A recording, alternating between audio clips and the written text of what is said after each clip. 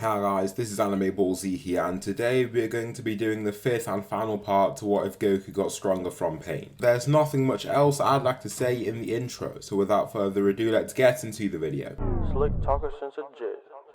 Winter time, all the time, ooh, yeah. Look at the way that I move, swag. Disrespectful and I'm rude, okay. I had cocaine in the school. Upon arriving at the Capsule Club, they hear from Trunks about what's happening. He's still recovering from his injuries, and a young child, Goten, has been wreaking havoc on his whole world. He's destroyed every god somehow, leaving the mortals of Earth to fend for themselves against the incredibly powerful threat. The Saiyans want to head down there as soon as possible, and especially Goku. He knows how strong he can become. If he lets his power run loose, nobody is safe from him. The rate at which he grows, he's already left Beerus in the dust. When he fights him in just his base form, it's not like he can't win at all. He can challenge Beerus and end it in a stalemate if he wants to. Goten has his powers, and now that it's in the hands of the wrong person, so many things can go wrong. They all travel to the future, and Raditz is up first against Goten Black. With them is Goten. After receiving God Key and continuing to train on the Whis, he's above Raditz and Vegeta. It's insane to think about, but what he does lack is technique and skill. When he fights Raditz and Vegeta, he doesn't win because he just isn't as skilled, and his battle intelligence isn't there yet. Also, he doesn't really have very good willpower, so he can't push himself to the edge like they can.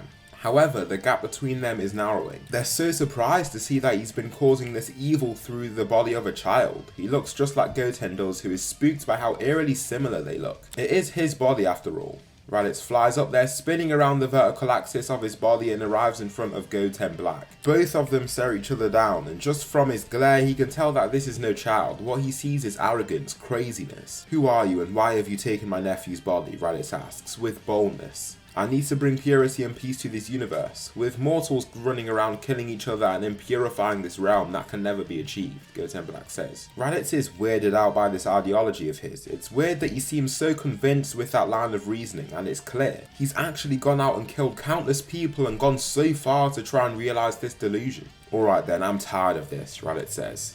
He doesn't want to hear any more of his talk. After just thinking of everything he's done, taking a look down at the ruined city they're flying above, Raditz gets furious. Flying forward, he punches Goten powerfully in the face and sends him flying. This is almost surprising to him. The Goten that they know wouldn't fly back like that if he took that punch. It would probably hurt him, but wouldn't leave him in that state. Just what is happening here? As they continue to fight, you can see that this Goten Black can't harness all the power that Goten's body does. Not only that, but he is also simply an inferior fighter. He hasn't received the divine training that Goten has and simply isn't a fighter. He may have the body of a Saiyan, but he isn't one. Raditz rushes past the side of him and punches him in the face before swerving around and kicking him in the back to launch him forward. This sends him flipping and flying forward wildly, and he can't even see any of the attacks that come next. Punches, close-up ki blasts, Raditz does it all. He then finishes it how it started, a straight punch to his jaw. However, it doesn't end like how it began. He takes the punch and grits his teeth, pushing against it forcefully. Just what has happened here? Raditz then gets kicked in the stomach and launched away at high speed. This is not the same Goten Black that he was facing before. Was he holding back this whole time? Raditz grunts in pain and lifts up from the debris-covered building that he has just landed onto. The way he was fighting, he could see the desperation in his eyes. There was no suppression at play there. He could see the disgust and fury within him whenever he got hit by him, like he felt it was wrong for him to get hurt by a mortal from what he was spouting before. He's getting stronger. However, this is worse than the canon Goku Black. Not only is the connection between Zamasu and his new body advancing, but the pain he feels from the fight is accelerating his power growth even more. Goku has been watching and known this the entire time. He let Raditz have his fun after seeing how strong he was, but wasn't expecting that sort of growth. Therefore, he decides to step in. "No, don't just play around with him. If you want to fight him, give it all you have," Goku shouts. All he has. Alright, Goku is taking it too far there. At least that's what Raditz believes. He does step things up a notch though, using Super Saiyan 3.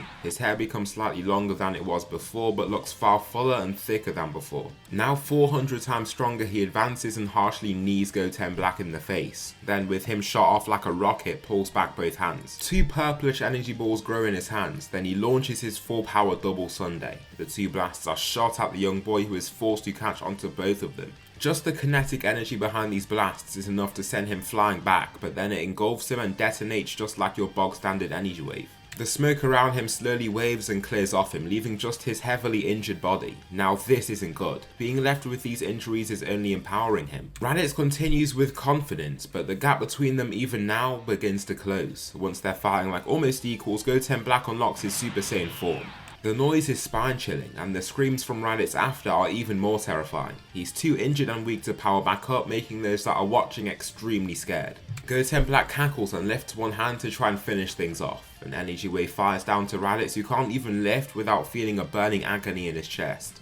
Coughing out blood, the energy wave goes flying at him but then shoots off into the sky out of nowhere. It's rebounded off the area somehow without hitting Raditz. From Goten Black's perspective, it looks like he's just worked magic. How has the energy blast bounced off him like a ball hitting a wall? Where's the explosion? Cutting off the blast, Vegeta is seen ahead of him with his hand lifted. "I didn't think I'd have to step in to save you, Raditz," Vegeta says. With his hand lifted, he erupts in blue ki and begins using Super Saiyan Blue. Shooting up, he leaves a sharp blue trail from his insane speed. At the last second though, he teleports using instant transmission and carries this impetus from his flight to attack him from an awkward angle. Kicking him in the side of the ribcage, his liver is rattled by the strike and honestly sends him. Vegeta is persistent though and lands strong heavy hits to deal as much damage as possible. Yet again, Goku watches while biting his tongue. Even Goten knows what is happening. After a final attack, Goten Black takes the attack and doesn't fall back as much as Vegeta was expecting or hoping. That's when he can't see it anymore. Goku appears in front of Vegeta and stops him before he can continue. "I can't let you do this. If you carry on, he will beat you," Goku explains. "Who are you to say that to me, Kakarot? You think I don't know my own limits?" he roars. However, even as he barks back, he powers down. There's no resisting Goku. He's just too strong, so all he can do is talk like this. There's not much that he can say to him. He has my son's body and he has my powers. I don't know how though, but he's growing insanely fast. If he isn't stopped now, very bad things can happen, he replies. Goten Black feels annoyed that Goku can talk like this in front of him. He's acting like he can easily get rid of him, like he isn't even a threat. Now that infuriates him. "Who are you to say this, Saiyan? That won't stop me growing past you." Goku turns to him with eyes of death. Appearing in front of him, he just looks at him and doesn't move. Goten from below is a little spooked by Goku's serious nature. This isn't the Goku that fathered him and trained him when he was younger. This is the Goku that endured the years of agonizing training that he put himself through and came out on the other side a formidable warrior. He was forced to drown out those emotions that softened him, weakened him. What is left is the pure mind of a fighter. He looks like he's teleported as he advances. Goten Black just gets sent flying even with him in Super Saiyan. As he is flying back, Goku appears behind him to then further shoot him forward with an elbow to his back. He pings him around for a short time just to rub in his superiority. However, he'd just be doing what Vegeta and Raditz were. He's come here to stop this. Stopping him, he grabs him by the neck of his shirt and starts to tremble slightly. Once he looks at his face, all he sees is his son. Before, just hitting him didn't do much to hurt him. However, now that he sees the body of his son, he can't detach the body from the mind. I mean, life hasn't evolved to be able to comprehend this. The mind and the body are essentially the same in the wild. He begins shaking more intensely, slamming his teeth together with anger. He begins to grunt and the Hakai blast grows in his open hand. "Why did you have to take my son's body?" Goku curses him under his breath. Goten Black begins to resist upon feeling the dark energy coming from his hand. Goku's mastery over Hakai energy isn't perfect and it means that this blast is quite unstable. A small bit of the blast's energy sheds off and descends into a building and what Goten Black sees is terrifying. Whatever it touches disappears, is totally erased. It glows brightly before vanishing. Looking back to Goku, there's only one thing on his mind: escape. He tugs and tugs at Goku's powerful hand, but there's no moving here. His grasp is far too tight. Seconds pass, with Goku taking no action. This is the enemy, he tells himself. The enemy, not his son. His son is down there with his uncle away from all this. This is the enemy. This is the enemy. Shouting with vehemence, he fights his mind and slams the blast into Goten Black with his eyes closed. A bright light is released from Goten Black and he turns to sparks of light that fizzle out and turn into nothing at all. He's been erased and defeated. Peace has returned to this realm. Now they return to the present and future Trunks thanks them for their efforts. With Trunks now back in the future, the Saiyans just continue their own training in the present timeline. The following arc is the Tournament of Power arc. Now once news of this Tournament of Power spreads, Champa is adamant on cancelling it. Even after the gods explicitly state that any universe that is eliminated will be erased, Beerus still wants to go through with it. Champa knows exactly why, and that's because Beerus has an absolutely stacked universe. He will never forget what Goten did in the Tournament of Destroyers and how he defeated many of his strongest fighters. If those adult Saiyans that didn't even get to participate are stronger than him, his universe will stand no chance and will just end up being erased. Now, Universe 6 isn't a terribly weak universe. There are definitely other universes out there with many much weaker fighters. Therefore, he's sure that other universes will just end up being erased as well. Those from the other universes have been sensing the power emitting off those warriors too and feel a little intimidated. The gods don't remember mortals being that strong. Zeno understands their thoughts. He does want something entertaining, so if Goku's already much stronger than everyone else, what will there be to enjoy from that? Therefore, he will think of what they could do. For now, there aren't many other ideas, so the universes are free to leave. During this time, Moro has escaped from prison and Merus heads over to Earth to try and seek the strongest warriors in their universe. Majin Buu has been destroyed, so he can't search for the power of the Grand Kai to help him. Instead, he must search for the Saiyans or any of Earth's finest warriors. Now Goten has sadly returned to Earth. Chi-Chi is getting quite scared of his son being so far away from home for so long, and Trunks and Raditz are happy to see him back. They want to see how strong he's gotten, but it's just a complete domination. Goten can defeat his friends when they both use Super Saiyan 3 and fight him together. Now that he has unlocked God Ki, the gap between them has just grown extremely large. Merus arrives on Earth and goes on to find Goten, the strongest of those on Earth. He's just training near his home out in some forest and near a lake when he sees Merus arrive and aim his gun at him. Goten is immediately on edge and makes his stance. "Who are you?" he asks with authority, keeping his fists tight and ready. "I'm Merus and you're going to have to come with me. For the safety of the galaxy you must," Merus states. "What?" Goten wonders. This guy has just come up to him out of nowhere, aimed a gun at his head and said that he must go with him to some random place. Why would he follow that and possibly put himself in danger? No, he's going to fight back, just to see what happens. Racing forward with a slight smile on his face, he kicks at Merus' arm and surprises him with how strong he is. He can hit this hard. Then he whizzes around him and tries to hit him from the back of his head, but Merus is swift as well. He slips right under the attack and lets Goten's leg swerve straight over his head. This is surprising to Goten. He didn't really see Merus move upon landing that first hit, but he moved with great swiftness on the second one. Anyway, a few seconds later, Merus decides to end the fight before he can draw out and shoots him right in the chest. This leaves him unconscious and then he is taken in by Merus. Goten wakes up in this random ship and has no clue what's going on. However, he then gets told about what's happening and starts to understand why he was taken in. Merus couldn't have explained everything to him when he had just arrived, and his presence would have been too intimidating for him to make a good-informed decision. Therefore, he decides to head to Namek with them and goes on alone to face Moro. Upon arriving on Namek, he feels nerves. He's never faced a threat alone and is still a young boy. However, he thinks back to the encouragement that his father and uncle always give him. He's a powerhouse, and if there's a threat, he can take it down. Therefore, he uses it to keep hope in himself. Moro stands ahead of Goten and chuckles upon seeing him. "You brought this child to face me, are you foolish?" he asks them, with a smile on his face. Goten doesn't reply and then just powers up into Super Saiyan. The ground quakes from his power up, and to be honest, he looks alarmingly muscular for a child. He has the body of an 18-year-old in the body of a young teen.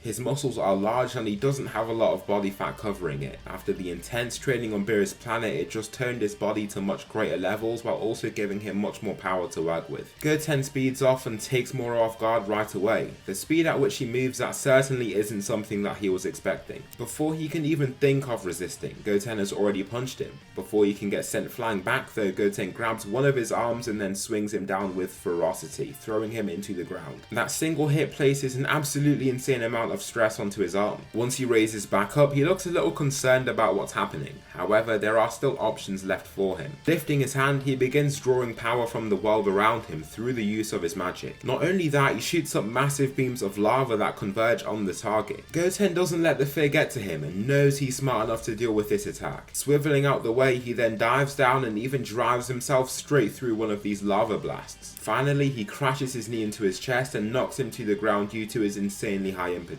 Moro, even after absorbing energy, has been hurt once again. Upon taking that attack, Moro gets this revelation. Why is he taking from the planet? He should be taking from the man that stood before him. He takes a step back up to his feet with a smile on his face and holds one of his arms out. Goten can feel this straight away and soon falls out of Super Saiyan. Falling to one knee, he just starts breathing intensely all of a sudden. His chest starts to feel heavy, like he's run a marathon or something. On top of that, when he tries to turn Super Saiyan, he finds that he can't do such. The energy that he needs to do so is gone and is now in the enemy's hands. Moro cackles before punching Goten right in the face. This strike rocks him and blood shoots out not only his mouth but his nose as well. He doesn't stop there though and continues throwing punch after punch, thrilled by the power he's attained.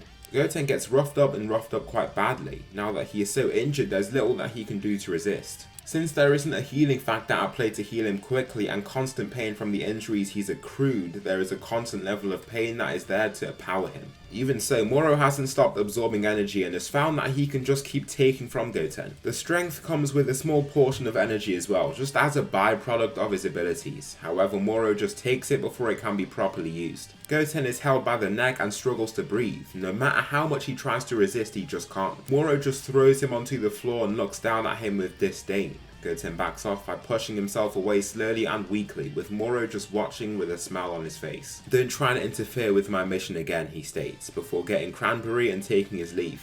Terribly injured, Goten actually gets taken in by Mori. Just by looking at him, he can see that he's been through a war. However, he can see the look of someone else that he has seen before, Goku, the savior of planet Namek. Some people claim he was a demon with his own agendas. Others claim he was a saint arriving on Namek to fight against evil and install peace across the planet. Some people detail his endurance and his strong will to protect, while others describe it as a sinister desire for bloodshed, a craving for battle and murder. They were just lucky they weren't within his crosshairs.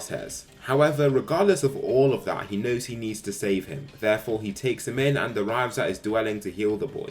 He is conscious soon after and a little shaken up by the whole thing. It's only the second time he's fought any proper villain, but he feels like he has a better chance this time. It doesn't totally demotivate him. By the time Moro has acquired his 6 Dragon Balls, Goten feels ready. During this time, he started to think about what to do once he faces Moro again. He doesn't want to be defeated again. The planet might be over if that happens. Therefore, he chooses to analyze the situation and who he's up against. He can absorb his own energy, but this is a process that clearly takes time. He can't instantly take all his energy, but can only do so slowly and gradually. Therefore, if he chooses to go all out from the beginning, he might be able to win it. He just has to make sure that he can take him out before Moro can resort to his energy absorption to weaken him. Once he is fully healed, he can see that Moro has acquired 6 Dragon Balls and is going for his 7th and final one. Moro arrives in front of him and begins staring him down with clenched fists. This will be the last time that he takes this fight. If he doesn't win this now, he's not sure if he can win the fight a 3rd time. Not only is he absorbing energy from him, he's absorbing energy from all the life around him. That means he is constantly going to get stronger. Moro is confident since he has been absorbing energy and storming his way across the entire planet like an emperor. All those that resist him have fallen and Goten will do the same again, he believes. Goten, without another second wasted, enters his Super Saiyan Blue form and darts toward Moro. Even if Moro has gotten stronger, he is still old. The first punch that Goten lands breaks many of his ribs. Before he is sent flying, Goten swings up for a kick to his chin and launches him into the sky.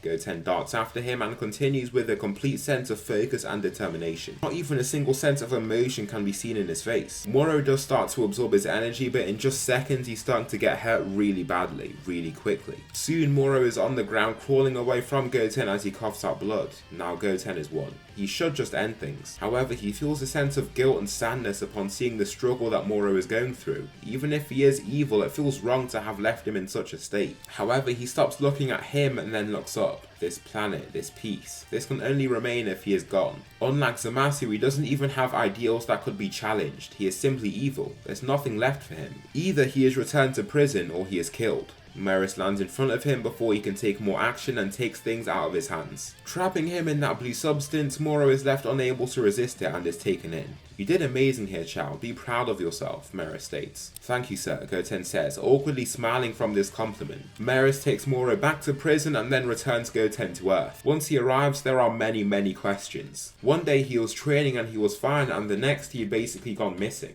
Even the Saiyans from Beerah's planet return to Earth, but once he arrives, Goku senses his ki and can see that he is okay. Goku didn't actually have to wait for Goten to return to Earth. As soon as he headed to Earth, he could sense Goten's ki all the way from Namek. Shortly after, he arrives and they find that he's okay. Not only that, but he's fought some massive threat and Goku rubs his hair with a smile, proud of his son for what he's done. Shortly after this, Granola goes on to try and wish for him to be the strongest in the universe, to exact his revenge against the Saiyans. Sadly, there isn't much that he can do. He tries to make the wish, but Goku has grown incredibly strong. I mean, the life force that he'd require to do this is just way too high. Goku's base form has now grown far past Beerus, and he is now relative to Whis. Vegeta and Raditz are now stronger as well, closer to Beerus. These two have unlocked Ultra Instinct. For Vegeta it was a long journey. However, he had to throw everything away. All those thoughts that kept him alert in battle had to be thrown away.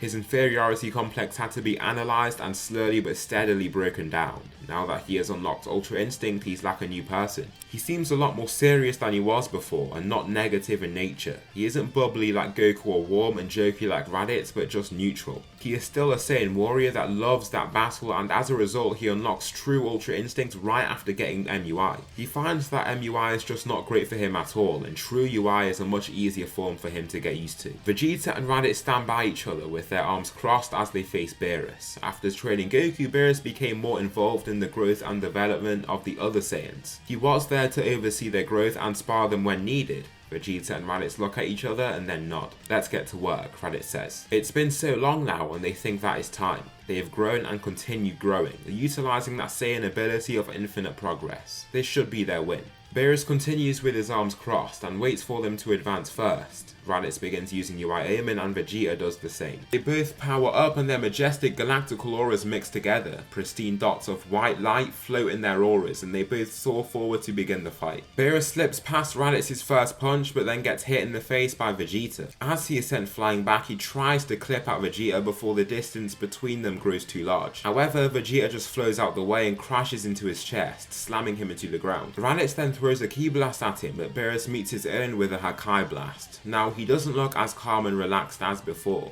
Beerus was expecting them to be strong, but not this strong. Before he can even take any more time for thought, the two Saiyans are already charging at him again. Raditz clashes with Beerus and they both grasp hands and push against each other as hard as they possibly can. Raditz grits his teeth and tries his hardest to overpower Beerus. He believes in his superior size and larger physique, but Beerus can still push back and keep him at bay. "Don't think that because you're bigger than me that you can just push me around," Beerus says. He's thrown to the side then kicked in the head. Then Beerus grabs Vegeta by the neck before he can hit him with any sort of attack. Slamming him down, he grunts from the pain, then Beerus begins truly showing off his skill against Raditz. He's fought against the Ultra Instinct power for many millennia and bombards him with a barrage of Hakai blasts. These blasts keep him at bay, but Raditz doesn't let it get to him. The challenge is hard to overcome and he then ascends into true Ultra Instinct. Well, this isn't much of a separate form, but it still is a different state to UI Omen. His appearance doesn't change much, but Raditz chooses to fight in a more Saiyan way and with greater ferocity. As Beerus is occupied with Raditz, Vegeta sweeps in from the side and lands a clean punch to his jaw. As Beerus falls back, the duo rushes him and begins landing a sequence of attacks onto him. Now this starts to change the dynamics. Maybe, just maybe, they can take the win home here. Beerus is struggling to deal with their attacks as they come in from so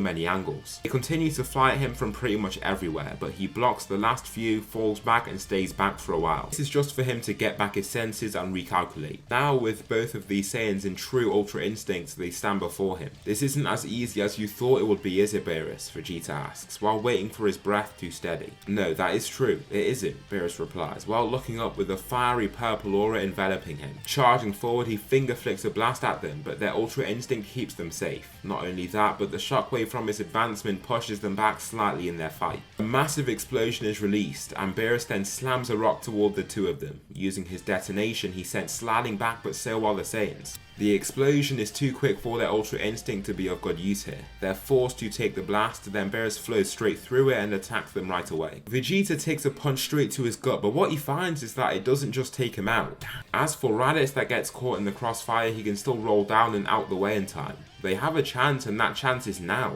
Both look at each other thinking the exact same thing. Vegeta rushes toward Beerus, leaping right over his first punch to kick him in the face. As Beerus falls back, Raditz catches him with a punch to his cheek, then Vegeta drives forward with a relentless flurry of punches with Beerus startled. Beerus can't even see the attacks as they come, and whenever he tries to attack back, he can swivel out the way and evade the incoming strikes using his Ultra Instinct. Beerus just ends up taking far too much damage. The Saiyans start to work together with great chemistry utilized, utilizing their power in numbers to take the win. Merus starts to grow wary and weaker from these incurred injuries, and he really struggles. Fighting against two people at once isn't something that he's done very much at all up until recently. Vegeta takes a strong step forward and lands a knockout punch to Merus that sent him down to the ground. He is sent sliding down and looked to be unconscious for a time. He gets up quick enough for the Saiyans to not bat an eye, but Whis does. Appearing ahead of them, he aims their staff forward. He comes in with the anxiety that he does when facing Goku as he uses Ultra Ego, but he swiftly sees that they aren't like that right now. As soon as they see Whis stepping in, they step down and return to their base forms. What is next though is Goku to show off the powers that he's gained. He's had a lot of time to hone his skills and has exploded in power. Nobody really knows how strong he's become because he hasn't had a lot of time to fight anyone. Even with solitary training, his special abilities still mean that he grows extremely quickly. Standing before Whis, he closes his eyes and his hair starts to flow. It flows wildly and he then looks up with a smile on his face. His hair switches to a violet colour and his aura switches to the same hue as well. Goku looks back up with the eyes of Ultra Ego and charges off toward Whis. He blasts off with insane speed and cackles as he does so. The thrill of the fight is something that he can't miss upon. Whis, although, is far too elegant for this rash style of battle. Keep rushing forward like a headless chicken and you won't hit me, Whis shouts. Alright then, let's see how you do against this, Goku shouts, throwing out at least 20 purple balls of ki. They don't explode but swing around Whis and then stay in position. They completely surround him and then they all detonate wildly, with Goku even detonating some of the ground beneath as well. The level of destruction caused is something that shocks the onlooking Saiyans. Goku really has gotten stronger over this time. The ground looks totally different after this sequence of explosions, but Whis stands guarded by his energy shield. It doesn't even have a crack and he's doing just fine. The smoke around him clears and he then leaps off to go on the attack. Kicking him in the chest, he then swings up from a kick to his chin, followed by a whipping strike to one of his arms using his staff. Goku is knocked right off course and feels a burning agony from his arm. However, for some weird reason, it just doesn't put him off. He just stands back up and gives off a sinister smile, continuing the battle. This game continues where Goku rushes forward and Whis keeps him at bay with the combination of his power and Ultra Instinct. Blood soon oozes down Goku's face and body, but he continues like some form of immortal being. No matter what damage he sustains, he just carries and carries on. Whis whips in a hit with his staff, leading Goku to fall to his knees and cough out blood. However, his bloody teeth return in style and he slowly raises up one foot. Whis looks at him and just finds it confusing as to why he fights in this way. After being taught Ultra Instinct from an extremely young age, he's always thought that this was the absolute supreme form of fighting. However, this barbaric route is actually something legit for Goku. He doesn't mind taking damage and fighting with that anyway. Goku stands and coughs out even more blood, mixed in with broken laughter. There's nothing else like this, is there? Goku shouts out, shaking off his arms. Whis charges forward and swings in another hit with his staff. Continue like that and you won't be able to fight. I know you get stronger when you get hurt, but attacks can incapacitate you and kill you. Still learn how to defend, Whis explains, holding his staff at him. Goku's head is still lowered, and if the people were around to see this massive grin on his face, they'd think someone else has taken over his mind like Zamasu or someone. Looking back up, the smile isn't as wide as it just was, but still slightly creepy. Leaping at Whis, he gets hit in the cheek yet again and then gets kicked in the stomach. Whis is just going to town on him at this point. It feels kind of bad to watch. However, Goku smiles again and just socks Whis as hard as he can. Now, Whis wasn't expecting the power that Goku is showcasing here. He gets knocked back a step by the hit, then gets hit again with a kick to his outer leg. Now that hit hurts him. This isn't something that he has felt in millennia. After being trained by his father, he hasn't really fought someone that has hurt him in this way. It's like a new experience entirely. He smirks slightly before blocking a punch aimed head on at his face. Crossing his arms over, the fist lands on the crossover point and slides him across the blue grass of Beerus' planet. Cocking back both hands, Goku savagely goes in with an energy wave of pure Hakai energy. Whis does manage to slip out the way in time, using his staff to maneuver away with greater speed, and the blast slams right into the massive tree at the center of the planet. It shaves off a massive portion of it, with some of the tree coming tumbling down as well. Whis wants to end things now before things get too dangerous, but he doesn't. Instead, tapping his staff down, an energy shield covers them both, allowing them to fight to their heart's content. Goku continues fighting with that same ferocity that Whis is used to. What he isn't used to is the power and speed that he is using to do it though. He can whiz around and actually become a blur to Whis, and is finding ways to combat that nifty Ultra Instinct of his. Kneeing Whis straight into his chest, he launches him into the edge of his energy shield and then throws a Hakai blast straight at him. He just about manages to evade evade the first, but a second comes his way. With his staff in hand, he pushes against the ground and finds that he is still terribly off balance. He might not evade in time. The blast is travelling very fast and gets quite close, but time slows down to him, almost to a stop. He then starts thinking about how he can get out of this. As he thinks, he isn't thinking using concrete logic and words, but instead sharp, abstract concepts. This is all he can do since the blast is literally about to hit him. Adrenaline has taken over as this blast could hurt quite badly. Immortals aren't killed by Hakai blasts but leaves them in a bad way. There isn't any option though. The blast lands right on him and turns the energy shield into a complete white light. The intense pressure on the barrier as well causes cracks to appear across its surface. It isn't much longer before it completely shatters, leaving Whis to get sent crashing and rolling away. Now that hurt. Struggling up, he coughs out blood and Goku isn't even exhilarated by this. It's not remorse or guilt, but he feels surprise. This intense surprise at seeing Whis in this defeated way is enough to get him to snap out of it. Seconds later, he brings himself into his base again, and the emotions rush in and flood through him. Rushing over to Whis, he helps him up and places an arm over his shoulder. "I'm so sorry, I shouldn't have gone so hard there," Goku says with a shaky voice. He feels like he was taken over there, and he practically was. Maybe it wasn't the best for him to indulge in that growing darkness within him. It hasn't changed him but formed a new him, someone that takes over in battle and fights with true and sinister brutality, with an insatiable bloodthirst. "Don't worry, you're stronger than the angels now. You should be a lot happier than you are right now," Merus says from beside him. "Nobody matches you," he states, as Whis is then healed through the use of his own powers. He exhales with relief and then nods toward Goku with a beaming smile on his face. "I never thought you'd do it, but you have. Congratulations, but you're the strongest mortal of all time, and by a strong margin. You three take up second to fourth place, I'm sure," Whis says, before looking toward Raditz, Vegeta and Goten. "Thanks Whis, thanks a lot," Goku replies. Thinking back to the whole darkness he was forced to intensify, he wonders if it really was a bad thing to let this grow inside him. I mean, he hasn't lost anyone around him. This pain is the reason that Goten is here by his side, along with Vegeta and Raditz as his closest comrades. It's the reason Goten was able to go off on his own and defeat Moro to protect the universe. It's the reason their universe never ended up going through the risk of the Tournament of Power. After these thoughts race through his mind, he just exhales and calms. It's probably for the better, he thinks, staring off into the sky above. So that will conclude What If Goku Got Stronger from Pain. Please tell me something you liked about this What If, or something that I should improve on for the next one. Thanks so much for watching, and I'll see you in the next video.